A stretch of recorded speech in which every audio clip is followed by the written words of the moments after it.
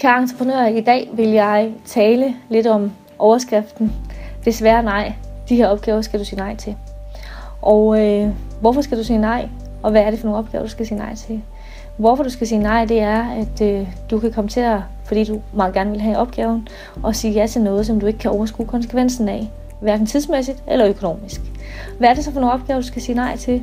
Jamen det er opgaver, hvor du kan se, at får du bygget det her efter bygherres ønsker, så vil det ikke leve op til de lovgivningsmæssige og tekniske krav, der gælder for det her byggeri. Så det er der, du skal sige nej.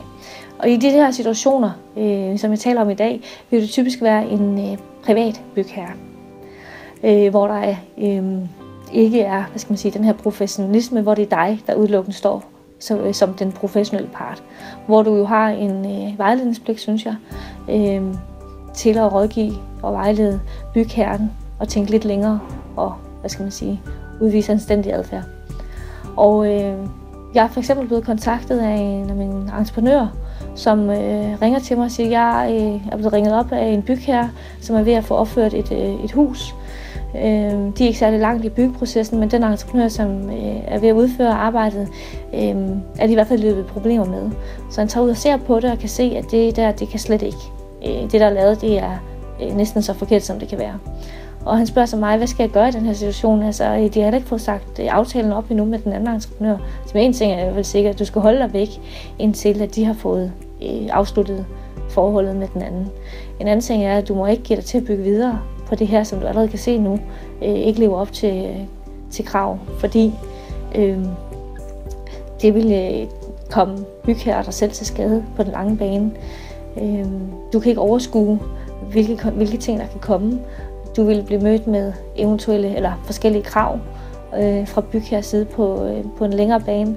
Og problemet bliver i forhold til, hvis du skal rejse kravet videre mod den anden entreprenør, at det bliver utrolig svært for os at finde ud af, når du bygger videre, hvad det er for noget arbejde, du har lavet, og hvad for noget den anden har lavet. Og så den anden ting også i relation til bygherren, det er jo, at du stadigvæk er den professionelle her, og det er simpelthen en fejl som professionel at bygge videre på noget makværk. Så det var det ene eksempel. Det andet eksempel i lidt mindre scale, der har haft en murer, der har ringet til mig, for han kommer til ud for at blive ringet op, skal ud og se på et badeværelse, han har specialiseret sig i at renovere badeværelser, hvor de er gået i gang med den her renovering. Det kan være bygherre selv, eller det kan være en entreprenør, og han kan se, at det ikke lever op til tekniske krav, og hvordan han skal forholde sig. Der er det samme svar i virkeligheden. Du skal sige nej til opgaven, hvis bygherre ikke vil høre efter, og ikke vil betale dig for, at du starter forfra, eventuelt hiver det andet ned først. Du gør bygherren en bjørnetjeneste ved at bygge videre på noget, og du skyder dig i hvert fald selv i hovedet ved at gøre det. Og bliver du i tvivl, når du står derude, eller når du går hjem, er det her noget, skal jeg bygge videre på det eller ej, så ring til mig. Lad os tale om det. Jeg kan selvfølgelig ikke fortælle dig, hvordan de tekniske krav er. Det har du bedre selv styr på. Men jeg kan fortælle dig, hvad du kan rive ind i af ubehageligheder, hvis du vælger så at sige at springe over gaden og lave, så lad være med det.